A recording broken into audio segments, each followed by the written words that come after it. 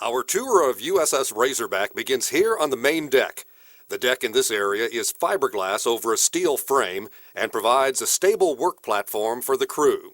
Main engine air intake and exhaust ducting runs under the deck in this area. Other parts of the deck are wood over a steel frame.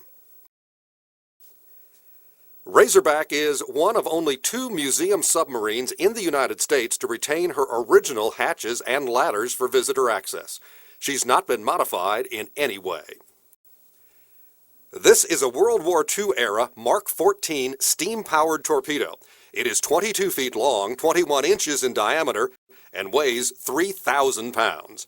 Razorback carried a full combat load of 24 torpedoes. The after torpedo loading platform has been raised for you to see. Torpedoes were loaded one at a time. Each torpedo was lifted by a crane and set on the loading platform. A loading cap was placed on the torpedo and ropes were used to control the weight of the torpedo as it was slowly lowered into the torpedo room below. Inside the torpedo room, the loading skids wait for a torpedo to be loaded. One of the skids would be slid into place in the center of the compartment, and the forward end raised and secured to the inside of the torpedo loading hatch, at the same angle as the loading platform on deck. Once the torpedo was safely inside, it would be strapped down tight to the skid. The skid would be lowered to horizontal, then slid back to the side and lined up with the torpedo tube for loading. There are 4 torpedo tubes here, along with skids for 4 reloads. The torpedo room also serves as home for 14 Razorback crewmen. All of the bunks can be folded up or otherwise stowed during the day or during combat or other emergencies and were only brought out at night. Razorback had a normal operating crew of between 75 and 90 men. There are 75 bunks, but if more men than that were carried, the junior-most men in the crew had to hot bunk. This means that 2 men working different shifts shared the same bunk. So one person is sleeping while the other is on duty. When he got off duty, the bunk is still warm because the first man had just gotten up a few minutes before. There are only 2 showers and 4 toilets for the entire crew. 1 shower and 1 toilet are reserved for the officers, leaving the approximately 65 enlisted men to share 3 toilets. The maneuvering room is where changes in speed are made in response to orders from the submarine's officers. Switching is done with the levers of the propulsion control stand. These are Razorback's 2,700 horsepower main propulsion motors. 1 motor is attached to each propeller shaft.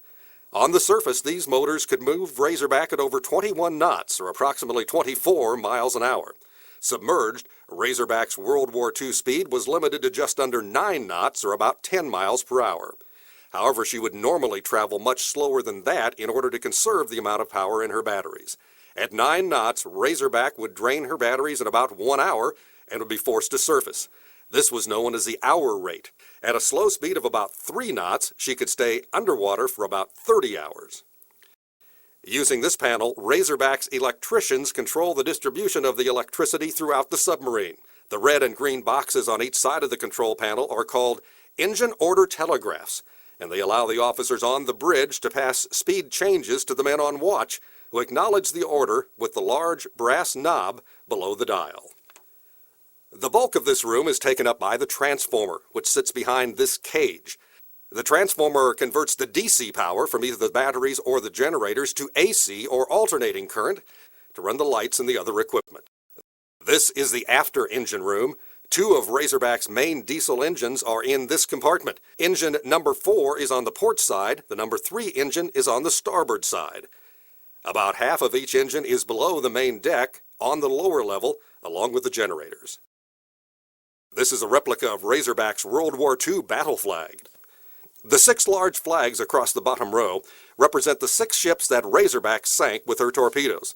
The 2 small flags in the middle of the bottom row are the Japanese military flag from World War II and represent the 2 warships that Razorback sank. The 4 large flags along the bottom represent the 4 largest merchant ships that Razorback sank. The 6 small flags along each side together represent 12 small wooden merchant ships, barges, and other small craft that Razorback sank with her deck guns. The 5 stars represent 5 American airmen that Razorback rescued. This is the after battery compartment. The main level in this compartment holds 36 bunks and was the main enlisted berthing area. Also in the berthing area is the crew's head with 2 toilets, the washroom with 4 sinks, and 1 shower. The crew's mess was also the only recreation space in the submarine. In the evening, the off-duty crew could relax, play cards, or watch movies. Of course, a card game or meal could be interrupted at any time by an emergency or a training drill. The control room is the center of the submarine, both physically and operationally. Entering the control room from the galley, you pass by the radio room, where classified, encrypted messages were sent and received. A radio operator was always on watch when the submarine was on or near the surface. Controlling the depth and angle of the submarine was critical. The diving station has depth gauges and a bubble inclinometer, like a carpenter's level, to indicate the depth and trim. Separate operators use the large red hand wheels to control the angle of the bow and stern planes. This ladder leads to the conning tower, the primary attack and navigation center of the submarine, and the commanding officer's battle station. The conning tower is one of the smallest compartments on the submarine, only 8 feet in diameter and 17 feet long. This is the main sonar room, located directly underneath the control room. Sonar is a way to listen for sound in water. The sonar operators are often the primary source of information about enemy ships. These are the 3 submarine alarms. The green alarm is the klaxon or diving alarm. When the diving alarm is sounded twice, the crew had 10 seconds to get below decks, secure all hatches, and begin the dive. The submarine would be at 65 feet of depth in about 35 seconds. The yellow alarm is for general quarters. When it sounded, men raced to their battle stations and prepared for combat. The red alarm is the collision alarm, which has been compared to a ship screaming in fright. When it sounds, all watertight doors throughout the submarine are instantly closed. This is the forward battery compartment. Razorback's officers lived, worked, ate, and slept in this area. On the port side is a stateroom for the 5 most senior enlisted men, the chief petty officers. The room is affectionately known as the goat locker. The commanding officer's stateroom is just forward of the yeoman shack. The captain was the only person aboard the submarine who had a stateroom to himself. Just forward of the commanding officer's stateroom and on the port side is the wardroom, which served as dining room, recreation room, workspace, and conference room for the Razorback's officers. This compartment was the sleeping quarters for 14 Razorback crewmen. They shared the space with 16 torpedoes. The 6 torpedo tubes in the bow of the submarine were always kept loaded and ready to fire.